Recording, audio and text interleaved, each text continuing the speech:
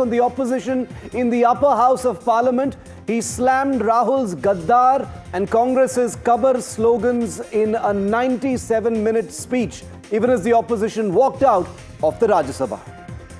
Lok Sabha Speaker shockingly alleges there was a bid to attack the Prime Minister by Congress MPs in the Lok Sabha yesterday. Congress stoutly denies this charge, says it's ridiculous.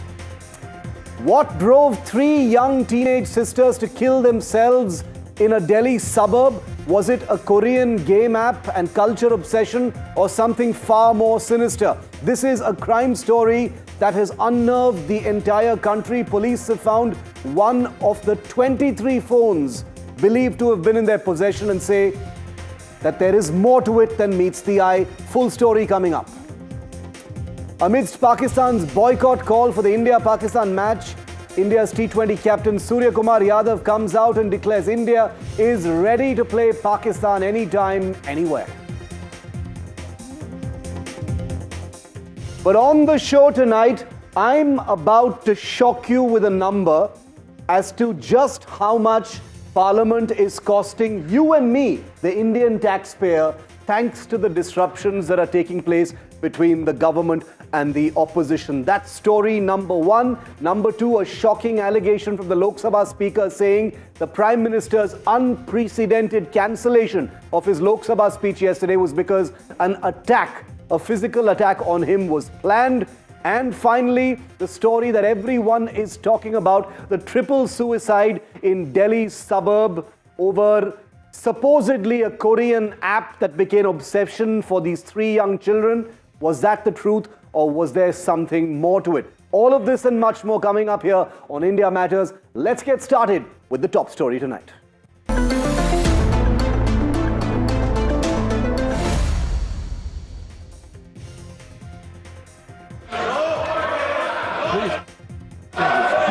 सभापति जी, इस धन्यवाद प्रस्ताव पर समर्थन के लिए इस सदन में भावनाओं को व्यक्त करना मैं अपना सौभाग्य मानता हूं। आदरणीय सभापति जी, विकसित भारत की यात्रा में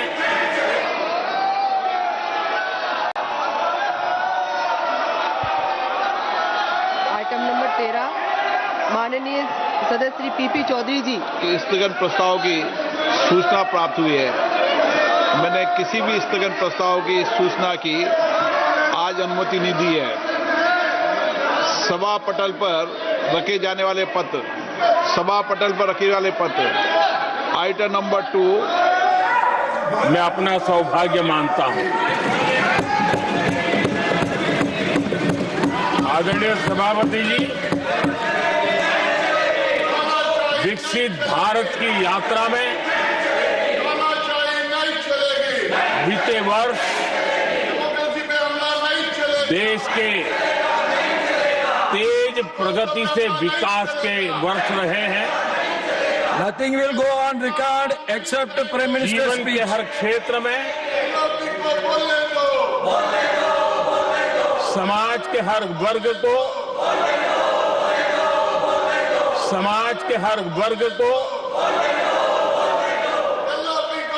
उनके जीवन में परिवर्तन का एक कालखंड रहा है। एक सही दिशा में तेज गति से देश आगे बढ़ रहा है। आदरणीय राष्ट्रपति जी ने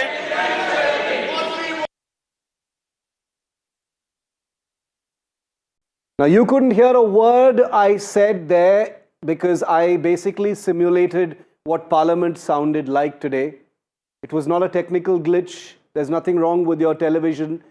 But that is what Parliament sounded like today. And someone who was in Parliament this session is Aparajita Sarangi.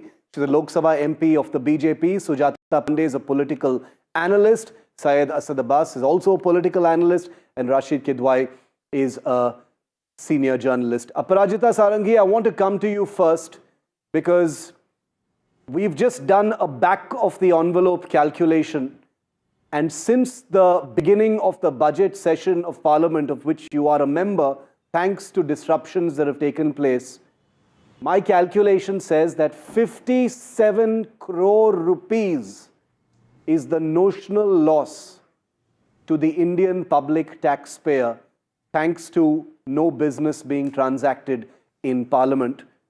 How would you respond to that, and who would you blame for this, Aparajita Sarangi?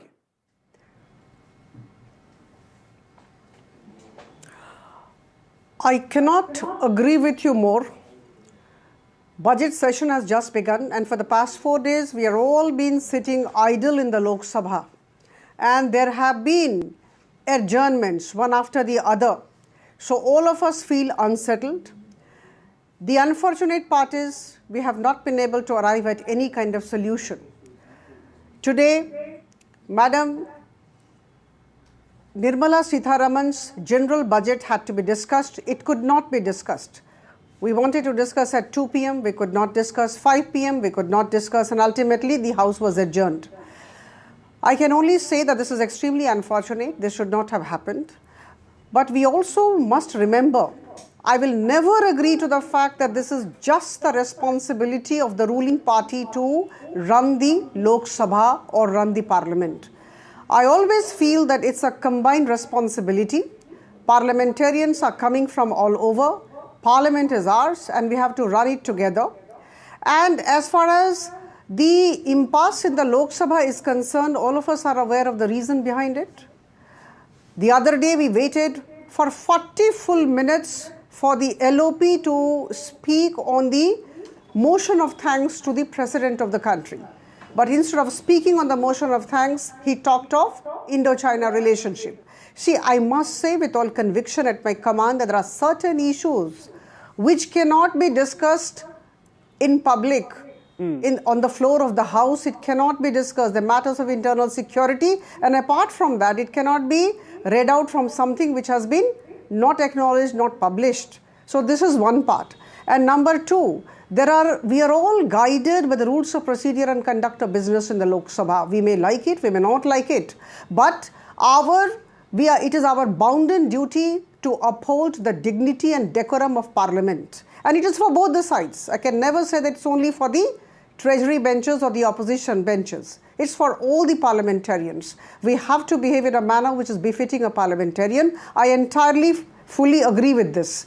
Having said that, let me tell you that the government, rather the chair, whosoever was in the chair, in full gave 40 minutes to the leader of opposition, but he did not. Then we had to talk about two rules, rule number 349 and rule number 353. And I think all of us are aware of the two rules. Rule number 349 of the rules of procedure clearly states that nothing can be read from the newspaper or any other piece of paper if it is the matter so raised is not connected with the business of the House. And the business of the House was motion of thanks on the presidential address. So Indo-China, so to say, matters of internal security not connected with the business of the House, and that is why he was denied the permission by the chair. And then there was a ruling by the Speaker. Under Rule 353, if the Speaker rules, we are bound by that rule. Yeah. You know, we are from the Treasury benches, but rules are the same for us. You know, when we stand, the Speaker many times, he has admonished us, he has told us to be on the right track. You know, to do or not to do is a question, and we have to abide by the directions of the Speaker. So I think absolute immaturity on part of the entire opposition. I just want to put out some figures, some more figures, and I'll bring in Rashid on this. Rashid, you know, this is a familiar sight in Parliament because of the complete breakdown in relations between the Treasury benches and the opposition. Out of about 35 hours of business in the Lok Sabha, about 25 hours were disrupted. Out of about 35 hours in the Raj Sabha, about 15 hours were disrupted. We're talking about, somewhere between 55 and 57 crore rupees of a notional loss. Because even with the adjournments, the Parliament still has to continue to function in terms of all its administration activity.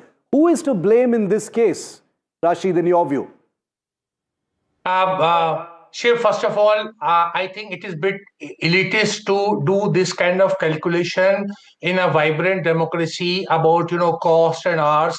And why do we look at it this term? Why don't we look at, we go back and see what happened between 91 to 96 when PV Narasimha Rao was Prime Minister, when I was there in the Lok Sabha Press Gallery, and I seen days and days, 14 days, 15 days. There were a lot of, scandals were there. You may recall JMM, Gold Star scam, fertilizer scam, bank securities scam, and you look at Rajiv Gandhi era, and again Bofors and a lot of things. So hours and man days were lost by the, so to say, if you want to blame the opposition, who will account for that? And if you convert all that money from Nehru's time till the opposition came in power, see, that would run into fantastic figure of 5,000 crore and more. So therefore, as Mr. Arun Jaitley had said, and as Sushma Swaraj had said, that disruption is very much part and parcel of parliamentary democracy. It not only happens in India, it happens in Britain, in US, in France, in all democracies. This disruption is there. Of course, we can question the manner, etc., and all that. To say that the MPs wanted to harm the Prime Minister inside Lok Sabha is actually very serious matter, and this is to be probed, and people need to be booked. It just cannot be in the realm of allegation. Now, I agree with Aprajita ji that it's the job of the people, it's job of both sides to come together and run the house. And in democracy, they must. But there is so much of distrust that I'm saying. The kind of allegation that's been leveled, the Prime Minister could not come to house because he would have been physically harmed. I mean, I think this is a grave, the security of Prime Minister is a very serious matter. If there is even an iota of truth, all those MPs, whether they are women or something, they must be arrested and tried. I'm going to come to the allegation of whether the Prime Minister was going to be attacked. What I'm saying is, this kind of allegations create a lot of distrust. I take your point. I take your point, Rashid. I'm not even asking a loaded question. When I say who is to blame, I very much believe that both sides should take equal parts in this, because disruptions can't happen only from one side, no matter what anyone says. And by ascribing a figure and blaming everything on the vibrancy of our democracy, when you look at the list of business that remains untransacted at the end of a session, that's when it hits you that these figures actually make sense. But I take your point. I know what you're saying, and I partially agree with you. Sujata, is it as simple as who is to blame for this? Can that question be asked today? No, Shiv. I think, today we are not looking at the only history. I mean, that's the question, that how long are we going to really debate about the historical figures who are no longer in power, who are gone, and who are probably irrelevant. The entire thing broke out on the General Narvane's book, and the entire discussion was on a war that never happened, Shiv. I mean, the justification from the army chief, the ex-army chief, was all available in the social media from his own account. I don't know what was this entire confrontation about. I think it somewhere boils down to the personal grudge between these two leaders, one Narendra Modi, the PM, and Rahul Gandhi, and somewhere that all the time, whether it's a Adani issue, whether it's Pegasus issue, whether it's a Rafale issue, you see the boycotts happening when each side tries to prove who's right and who has a bigger ego. I mean, as a political analyst, this is what I say, that the taxpayers' money is getting wasted. India's youth, India's public is tired of seeing the same repeated narrative, that who had an affair with whom and all that. We are really not interested in all of that. We want to know that this taxpayer money is being spent and how is it being spent. Because, we hear all sorts of things that this is being done, that is being done, but where is the accountability, both from the government side and the opposition? Because it is our money that is funding these MPs to take a private jet to fly into the parliament session and then go back, and then the poor Janta is left with the same question that it was struggling with 10 years ago. That where is my solution? Let me bring Syed in. Syed, the opposition has made this about Badla. You didn't let us speak. Now we will not let you speak. This is a breakdown in relations between the two sides that is resulting in this. Rashid says this is all part of democracy. I partially agree, but I also partially disagree. There is a cost to these bad relations between the two sides, but the opposition is framing this as badla, Syed. I absolutely do not think so. This is Badla Shiv Saab. As a matter of fact, yes, I do believe with great power, there's great responsibility and equal accountability, be it the opposition or the ruling dispensation. But let us understand, how can I forget these beautiful lines, this beautiful share of Manmohan Singh Sahab, Adarnya, former Prime Minister of the nation. He addressed Sushma Swaraj ji in the same temple of democracy. And he said, Mana ke hum tere taarif ke kabil nahi hai hum. माना कि हम तेरे काबिल तारीफ नहीं है हम, लेकिन देख कितना है दम. The fact of the matter, let us understand, opposition is the backbone of democracy and a disruption is the backbone of a temple of democracy. Let us take the statesmen like Arun Jaitley or Sushma Swaraj, even the great Atal Bihari Vajpayee ji, who once said कि मतभेद होना चाहिए, मनभेद नहीं, at the floor of the parliament. Let us understand, the BJP is as much as to blame as the Congress. The NDA is as much as to blame as the UPA. If we write down the number of crores, then I think the BJP owes thousands of crores to Indian taxpayers. Why is it that we only look at the prism when the Congress or the India Alliance does it? I think we can all be very clear that, you know, the parliamentary time that Rashid and you are describing of the, you know, more than a decade ago, that is completely gone. You know, I don't think that kind of decorum is ever coming back. That kind of give and take between parliamentarians, that seems like a bygone era. But something that Rashid mentioned brings me to part B. And I'm just coming back.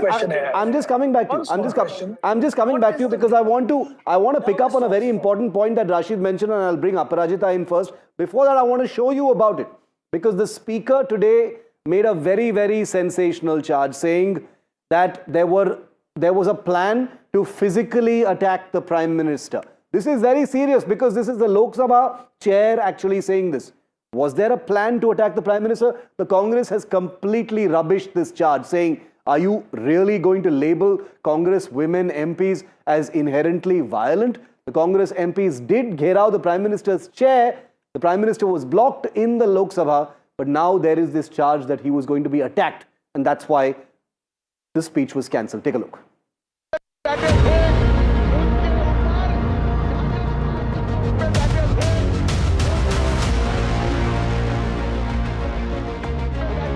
An unprecedented stalling of the Prime Minister in Lok Sabha on Wednesday. Congress women MPs blocking the Prime Minister's chair as he was about to arrive in the House for his address. A day later, a sensational charge by the Lok Sabha Speaker. There was a plan to attack the Prime Minister, he said, and that he advised the Prime Minister not to come to Parliament. मेरे पास पुख्ता ऐसी जानकारी आई कि Congress party के कई सदस्य माननीय प्रधानमंत्री जी के आसन पर पहुंचकर कोई भी अप्रत्याशित घटना कर सकते। ये दृश्य मैंने सदन में देखा भी सही। इसको टालने के लिए मैंने माननीय प्रधानमंत्री से आग्रह किया कि उन्हें सदन में नहीं आना चाहिए। A stunning disclosure and political escalation. A charge roundly rejected by the Congress party. Absolute lies. It is an absolute lie. There is no question of anybody raising any hands on the Prime Minister, trying to hurt him or any such thing. And I'm sorry, but the Prime Minister is now hiding behind the Speaker. They're making the Speaker say all this. The Lok Sabha witnessed dramatic scenes as Congress women MPs carrying banners and posters circled the Prime Minister's chair in the House. Congress MPs are Sudha, Jyoti Mani, Varsha Gaikwad, Geniben Thakur, K. Kavya, Shobha Bachav led the charge to block the Prime Minister from speaking. आपने जो हमें कल ruling दिया, उस ruling में कहा कि magazine नहीं चलेंगे, किताब नहीं चलेंगे, ऑथराइज करना पड़ेगा, तो इनको कब किया? तो उनके ऊपर सख्त कार्रवाई होनी चाहिए, उनको सस्पेंड करना चाहिए, हमारी मांग थी। लेकिन दुर्भाग्यवश 5 बजे तक कोई भी कार्रवाई नहीं हुई। लेकिन 5 बजे प्राइम मिनिस्टर खुद भाषण करने नहीं आए, वो भाग गए, आगे जाके कहीं छुप गए लोगों के अंदर। As the Prime Minister's speech got cancelled, the BJP fired a salvo at the opposition. भारतीय संसद के इतिहास में आज तक नहीं हुआ कि प्रधानमंत्री को बोलने से जबरन रोका जाए। This parliament session has seen the government and opposition relations hit a new low.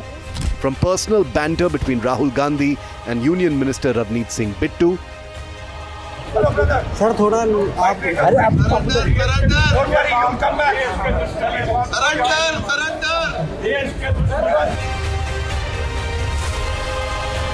to Rahul raising the unpublished book by ex-Army Chief General M.M. Narvane, and the government side's retort with quoting books on the Gandhi family.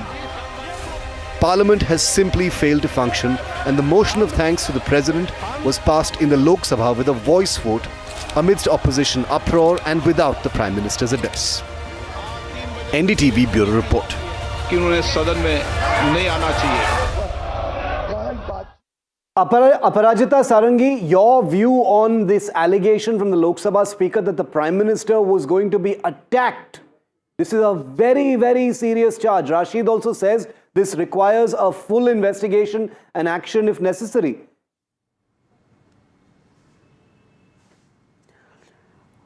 I vouch for the statement of Shri Om Birla ji, our Honorable Speaker. I was an eyewitness. Yesterday it happened. Prime Minister had to come to the Lok Sabha to deliver his address at 5 p.m. And just before 5 p.m., about say for 45 minutes, all these women parliamentarians assisted by some others from the opposition, from the Congress, were all huddled together. And they were all talking about some positioning here and there. Immediately 5 minutes before 5 p.m., couple of women gathered around the seat of the Prime Minister, but not just like that. In fact, they had a full banner in their hand with something written on it. And see, Prime Minister always takes a path, a particular path to the seat of the Lok Sabha, which is designated for him. So the way they were standing, it was almost like a blockade. And imagine how could the Prime Minister come and sit in his seat? So there was something very ominous about it. And some unpleasant thing would have happened. Accidents are rare, but they do happen, but it was not supposed to be an accident. It was absolutely pre-planned. I would term it as a conspiracy by the women parliamentarians assisted by others from the opposition. So why did the women parliamentarians of the Congress come from the opposition benches and stand around the seat of the Prime Minister? We are part of the Treasury benches, and there was no need for them to come here. They could have stood there and they could have shown the banner from their own seat. So I think if there would have been a display of unruly behavior. Yes. So I think whatever Sri Om Birla ji has said, I entirely vouch for it. I entirely agree. There would have been some kind of attack on the PM. I mean, it can't be ruled out. Rashid, the Congress has put out formal comment on this, saying that this is a complete exaggeration and it's insulting to women MPs, etc. What are you hearing about what happened? So, Shiv, here, as I said, it's a very serious matter, grave matter. You understand matters of security, national security, more than me. There is a blue book, there is a protocol, the Prime Minister is a SPG protectee. If there is any kind of threat was there that the chair sensed, and there are marshals in the house, and there is also, security is there. There are all kind of, I don't want to reveal there are a lot of multi-layer, security system is in place in Parliament, in Lok Sabha. Now, this is actually either the chair is expressing its incompetence or mishandling, or it is just a political rhetoric. Because as I said, if a person like a speaker is saying this, then he should substantiate it.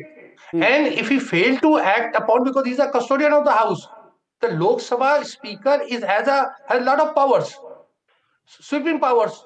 Aparajita, why doesn't Mr. Om Birla act on this, says Rashid? That's a fair question. If he's saying that the Prime Minister was about to be attacked. Now, today, here, this moment, the security of Prime Minister, a country that has lost a Prime Minister and a former Prime Minister in act of terror, this is a grave charge, and this needs to be substantiated. Or the person who's saying it, whether it is Aparajita ji or Om Birla, must apologize or resign. It's that serious.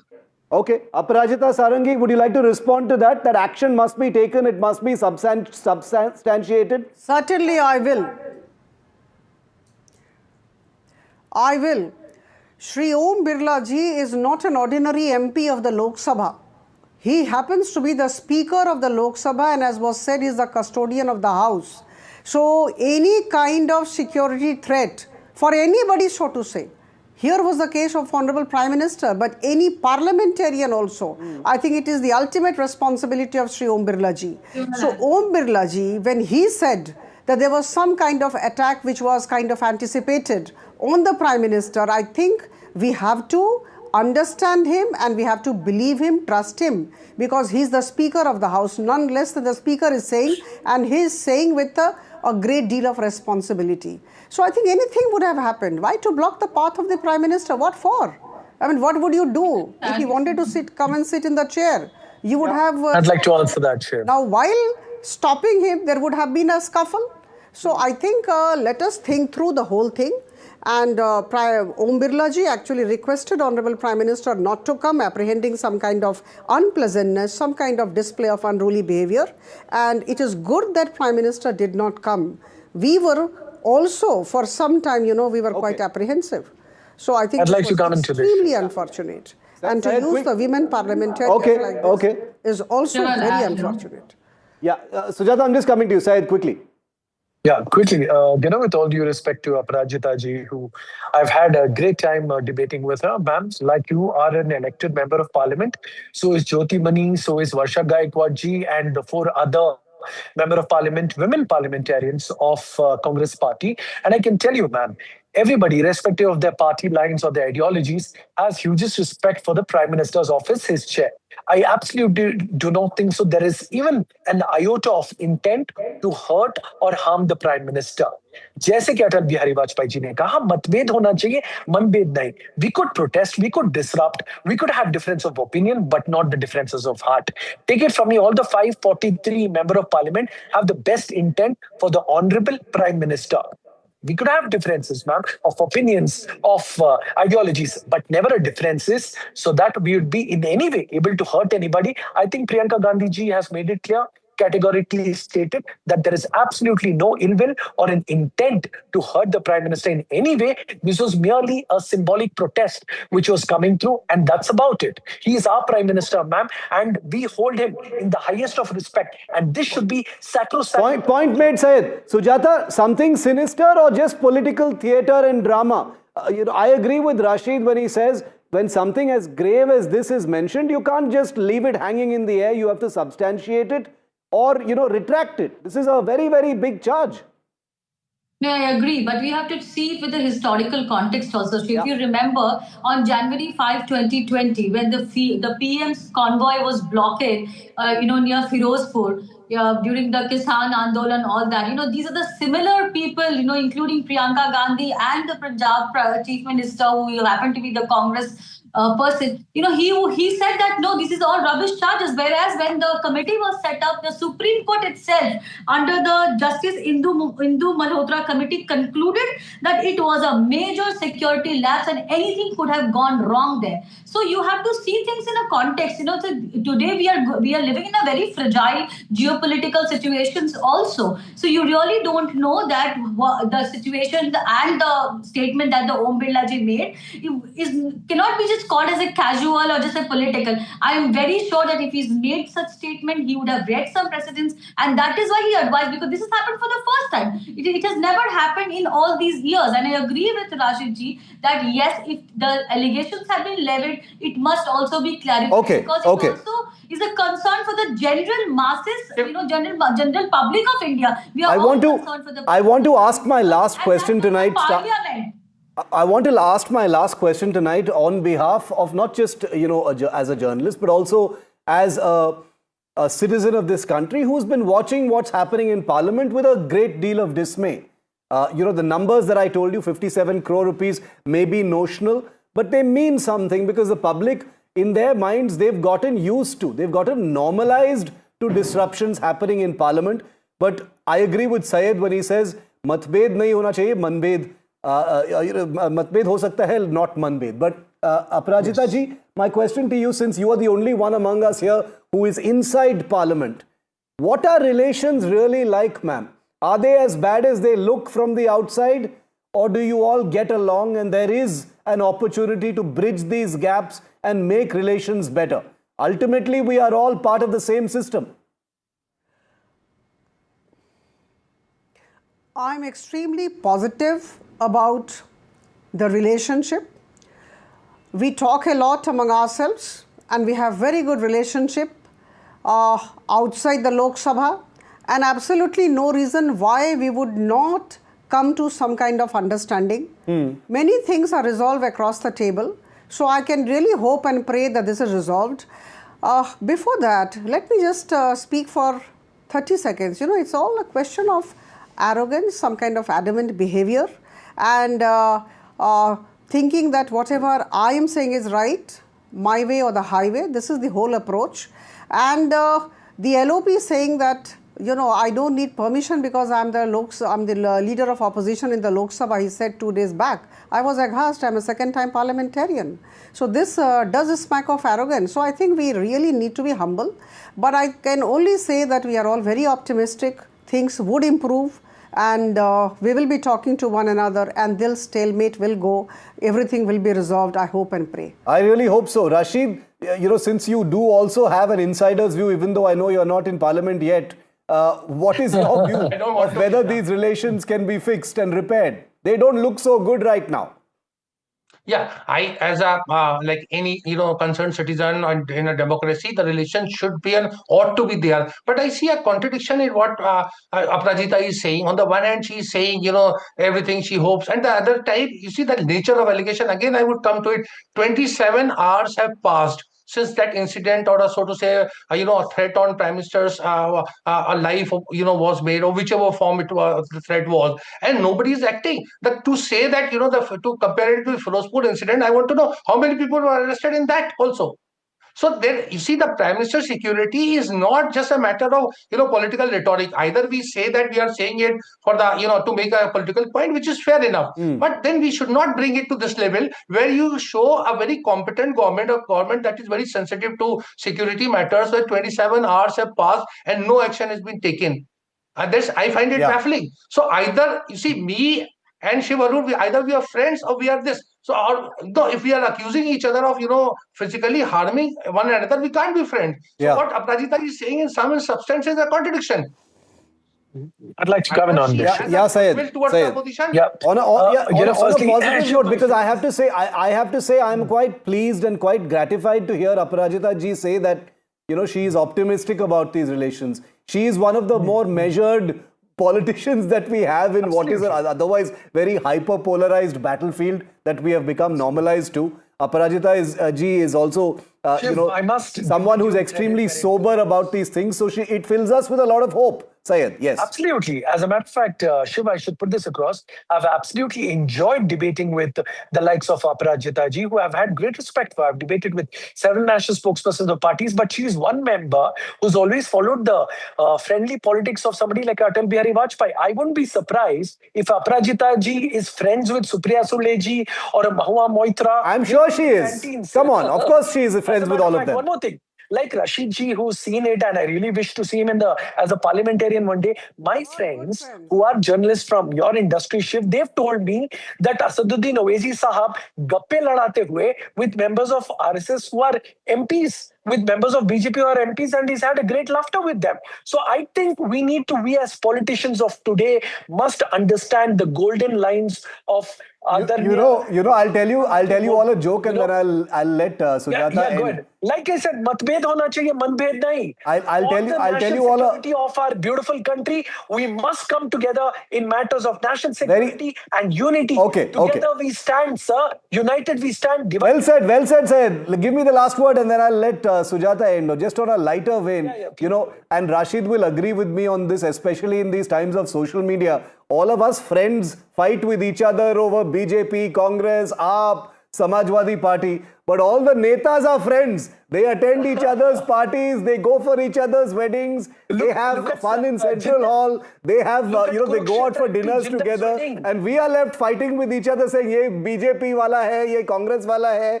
And the netas are having the last laugh. Sujata, last word to you. 30 seconds. I really wish you that all the netas become friends, but I would want them to become best friend of the public money. Yeah, Because it is the taxpayers' money which is getting wasted. Yes. They might have a light laugh or share a meal or they are best friends with Well said, well said. whatever, but then it is our taxpayer, our money, our hard-earned money, which is funding them. So they must remember that with great power comes great responsibility and equal accountability, ma'am. Equal accountability. Each neta is being watched for what it is doing inside the parliament. Is he raising the question that his janta has voted him for, or is he just doing the rhetoric? Yeah, because I agree. The digital janta is not keeping it to himself. They will take it when the time comes, and that time is elections, which comes after every 5 years. Thank you to all of you for joining me. This has been a very candid discussion. I enjoyed it thoroughly. Thank you also especially to Aparajita ji for being such a good sport. She's a member of parliament. She is in the trenches. She's seeing all this firsthand and she's shared that lovely view with us here. We all hope for it. We hope for accountability. We hope for transparency. We hope for good relations. We hope for politics for the people. Thank you very much to all of you for joining me. Thank you for having us, Shiv. Thank you very much. Thank you very much. Let's get straight to our second story.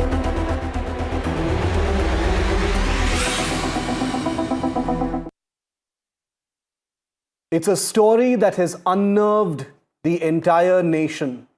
The suicide of 3 young teenage sisters in the Delhi suburb of Ghaziabad has terrified anyone watching TV or reading stories about this. We've been told that there is a Korean culture obsession that has claimed these young lives, a Korean love app that these young sisters were obsessed with before they took their own lives. Was it a Korean game, an app, or something far more sinister? On NDTV, we don't believe everything that is initially said, and that's why our crime team has been digging much deeper than anyone else to bring out even more chilling facts in this case. A disturbing diary entry set of these 3 teenage sisters have now come out. What drove these 3 young girls, all 3 sisters, to commit suicide? Is there a twist in this suicide tale? Because we were initially told it was a Korean love app. Is it far worse than that? The police have found a phone, but they say there was no Korean game app on those phones. We are told now that the father of these 3 girls had confiscated the phones and sold 2 of them. And the police are yet to recover 2 more of those phones. Let me tell you a little bit more because, like I mentioned, there is a diary now with multiple entries. What is there in these diaries? These 3 little sisters say, "We love Korean, love, love, love. It was a K obsession. Sorry, Papa. Look, how will you make us leave Korean culture?" they say in this diary. "Korean was our life. How dare you make us leave our life? You didn't know how much we loved them. Now you've seen the proof. Now we are convinced that Korean and K-pop is our life." These are actual quotes from the diary of these sisters. "We didn't love you and family as much as we loved the Korean actor. Korean was our life. You wanted us to marry an Indian, never expected this." Remember, these girls were all minors, 12, 13 and 14 years old. And this is their diary entries. That's why we are committing suicide. The younger sister, Devu, not allowed to be like us. You introduced Devu, the youngest of the 3 sisters, to Bollywood that we hated. We made Devu our enemy. Told Devu, you are Indian, we are Korean. I am literally quoting, viewer, from the diary entries of these 3 young girls who took their own lives. Now here's a further twist in what we know so far. All of this via NDTV's Crime Investigation Bureau. The girls allege in their suicide note that they were beaten. The girls used 3 phones, 2 have been sold. The police have recovered 1 phone, 2 was sold earlier by their father. The police have ruled out the role of an app. Listen carefully to that, viewer. They've ruled out the role of any app and said, let us recover the other two phones because the phone we've recovered so far has no Korean app on it. The father had confiscated the phones and sold two of them. It's very, very murky, viewer. It's very, very murky. There are so many loose ends and so many unanswered questions. But what we do have in front of us are the deaths of three young girls, sisters in Ghaziabad, one of Delhi's biggest suburbs. Aarti C. Rajaratnam is a psychologist and author, and Kanishk Gaur is CEO with Athenian Tech. He's a cyber security expert. Thanks to the both of you for being with me. Ms. Rajaratnam, to you first. This story has taken so many twists and turns, layers being added to it with each hour that we've been reporting it. First, we were told it's a Korean app. Now there are diary entries. There is a father. There are all kinds of relationships that we are being told about. The police is on the hunt for a phone. It's difficult to, for our mind to settle and understand what really has gone on here. Do you have an idea? Are you able to help us understand this, ma'am? In fact, last night, when I was also on Vishnu's show, I said, if this is a suicide, then. Because some of the things did not add up, even when I joined the show last night. So having said all of this, what I can see is that there's a very dysfunctional family dynamic that is there. There is, it's not just the murky details on the outside, but there seem to be, financial issues. There seem to be children not going to school, especially three girls not going to school, a lot of violation of rules, etc. So from my side, what I would like to also bring to at the forefront here is that only as a psychologist, because, it's a very dirty game otherwise. Mental health of children is extremely important. And through the developmental period, children need healthy relationships. Right from the moment that they're born to each phase, they need relationships that are attuned, relationships that can be reciprocal, and relationships that will teach them skills for life. So if there has been physical violence, if there has been forcible confiscation of the phone, etc., it's telling you that there is something that's dysfunctional. There is no proper two-way communication. There isn't enough support for the children. And in such a dysfunctional thing, if there is a Korean app, and, I have worked with a lot of young girls who seem to, adore these Korean pop idols. For some reason, they find them cuter than their Indian counterparts. What I need to also place on record is that this is also the age of infatuation. Yeah. It's extremely important for us to acknowledge that. Secondly, it's also the age of the identity crisis. Children are looking for an identity that is different from their family and unique to themselves. So putting all of this together, I think there is a lot of chaos in this. And anybody who's watching this, please understand that the real core issue, apart from all of this sensationalism, is that the child matters. Incredibly well said. And thank you for making that very, very clear, ma'am. Kanishk, these girls had Korean names. Their real names are Nishika, Prachi, and Paki. They'd taken on names like Maria, Aliza, and Cindy. Korean culture obsession and, people who have a big sort of affinity for Korean culture is not new. It's there in different parts of the country. But all of this, we are told, has been centered around the internet and an app and some kind of a big following online. These girls apparently had a social media account with a large following as well. What are you making of this obsession with what can come to us through the internet in this manner? Thank you, Shiv, for bringing me in. See, in India, there are no enough safeguards to prevent children from watching any kind of content. Yeah. While we have introduced the online gaming law banning gaming companies, the addiction of various apps, content, whether it is from OTT platforms, whether it is from any new kind of content being produced on social media platforms, is today creating havoc for the society. It's an epidemic. Yeah. Today, what we lack is digital literacy awareness of parents to look at signs where their children could be addicted to such content and they could commit self-harm. The bigger issue is, even as an institution, in this country, we don't understand the consequences it can lead to. Today, we have seen 2, 3 suicides. Tomorrow, it could be much more. Yeah. And the K-pop culture, I have tried to research on it a little more. It is so addictive that anyone who's watching it would not want to get over with because everything appears to be good. The endings are all good.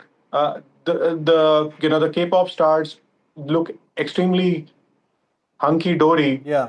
The ending is all good, so it's all goody. So it creates a false persona. When you watch such content on longer duration, girls of this age will fail to identify what is for real, what is there in the virtual world. So their mind gets puzzled in terms of making virtual world their real world.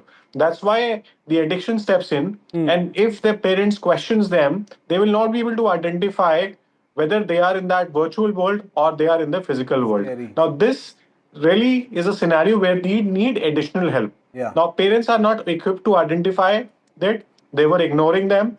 Secondly, these children were not going to school.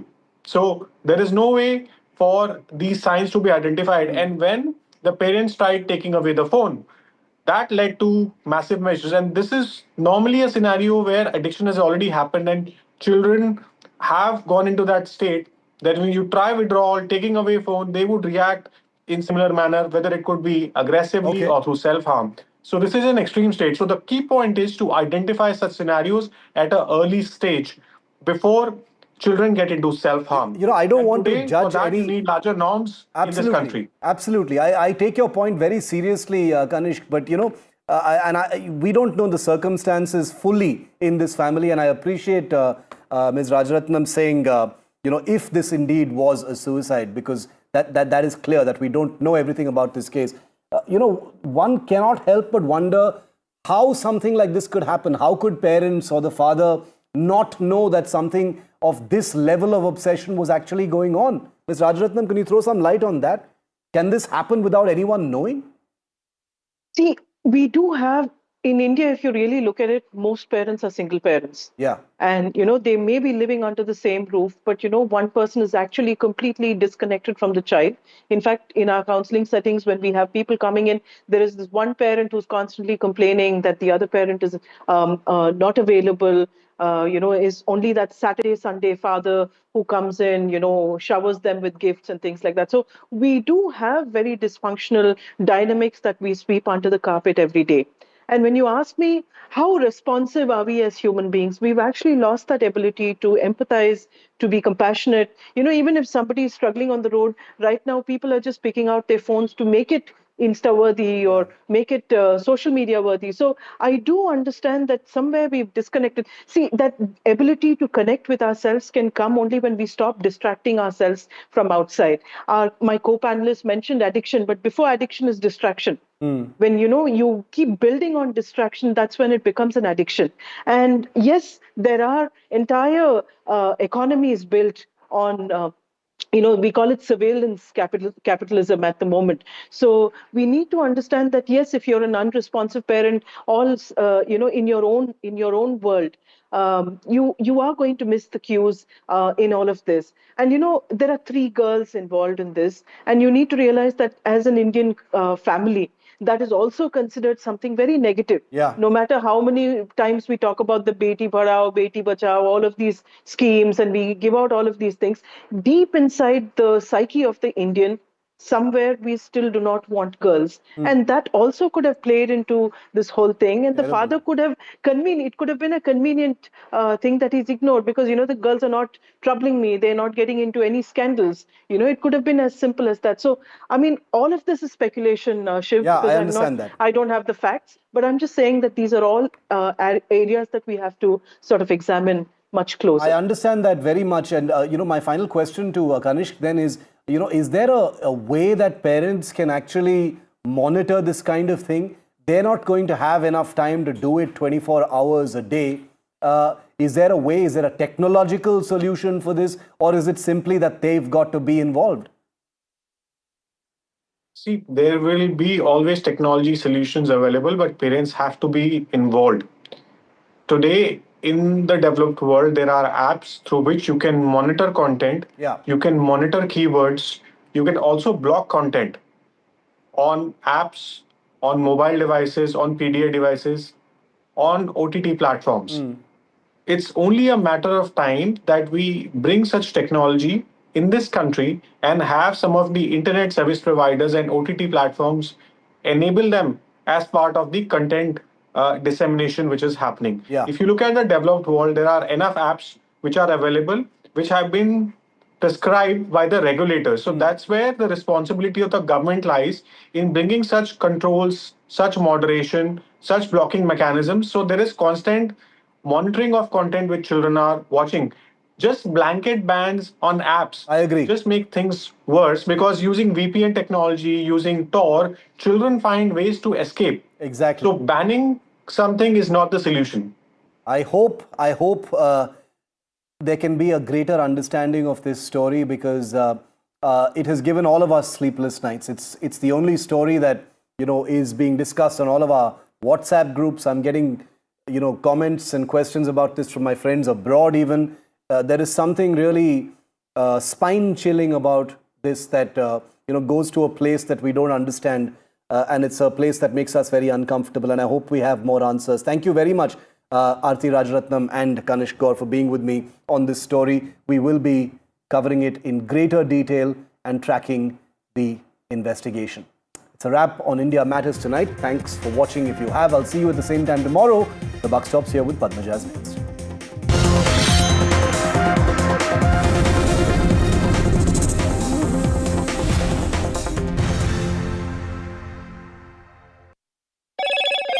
Hello, Moto. Motorola, India's leading AI smartphone brand. Motorola Signature, India's #1 camera phone. Grab Motorola Signature today.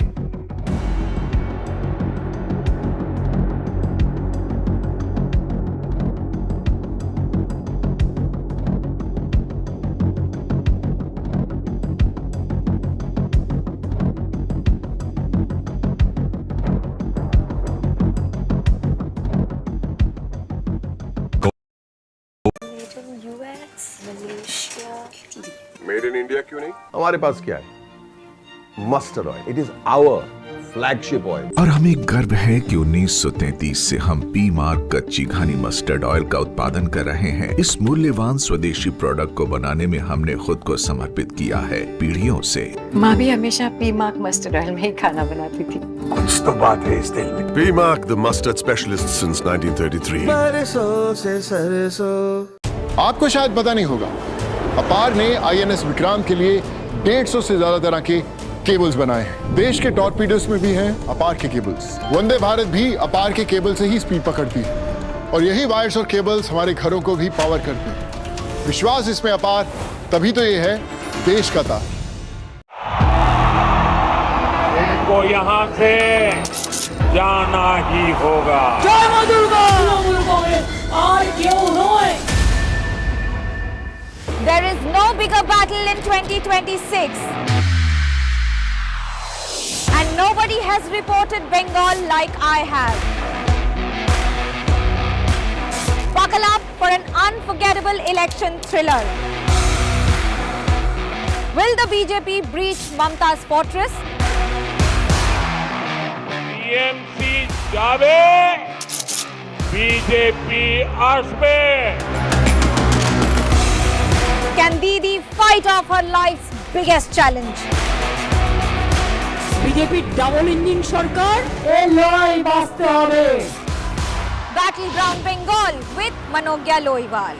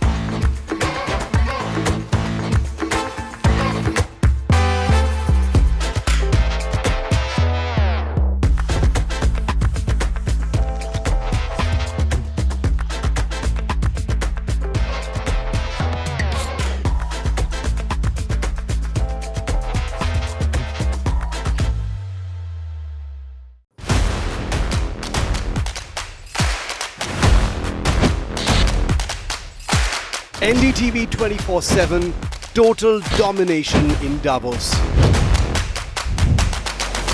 The world's biggest voices first. Iconic visionary Bill Gates. World Bank President Ajay Banga. IMF Chief Kristalina Georgieva. IBM CEO and President Arvind Krishna.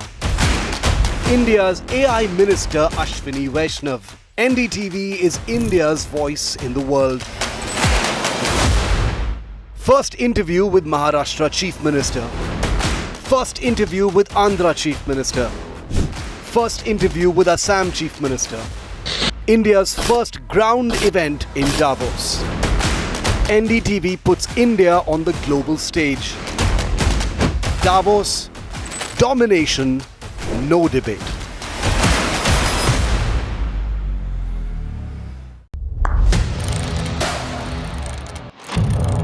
What seems settled for me is unfinished business. So I rewind. I pause. I reflect. I dig until what's buried stands up to be counted. Breaking ground, not just headlines, the meaning behind them. This is Breaking Ground with me, Vedika Sood. The front lines of Kargil. The fury of Operation Sindhu. So many attacks. The chaos and cries of disaster zones. To fighter jet cockpits. And the world's most defining interviews. It's incredible. He has seen history break. Live. Unfiltered. 20,000 hours of live broadcasting. Welcome to Left, Right and Center. Hard facts. War-struck country. Hard questions. In the Ukraine. 30 years of trust. In the Kargil area. North Ukraine. In France. In Italy. At Srinagar. Vishnu Shom for NDTV. Vishnu Shom. Only on NDTV. I don't sugarcoat. I shoot straight and tell you stories the way they need to be told. Unfiltered, unafraid, unmissable. That's how I roll. Watch me, Priyanka Deo, on NDTV World. Namaste.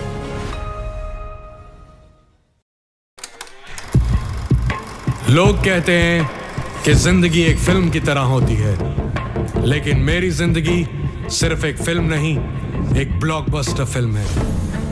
बचपन से पता था मेरे सपनों में दम है, आगे नहीं सबसे आगे जाना है, स्टार नहीं सुपरस्टार बन के दिखाना है।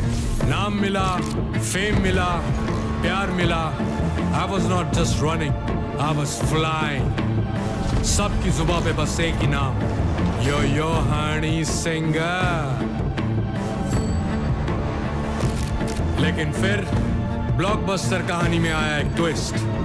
7वें आसमान से सीधा गिरा मैं जमीन पर।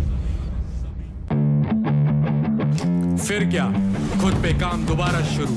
फैंस ने फिर प्यार दिखाया, फिर स्टार नहीं सुपरस्टार बनाया। है ना मेरी जिंदगी एक ब्लॉकबस्टर फिल्म। शुक्रिया आपकी प्रेयर्स का और आपके प्यार का। कॉन्सर्ट्स तो आपने बहुत देखे होंगे, but this is gonna be concert of a lifetime. क्योंकि मेरे फैंस ही हैं मेरी विक्ट्री, मेरी हिस्ट्री, मेरी glory. So come and witness Yo-Yo Honey Singh. This is my story.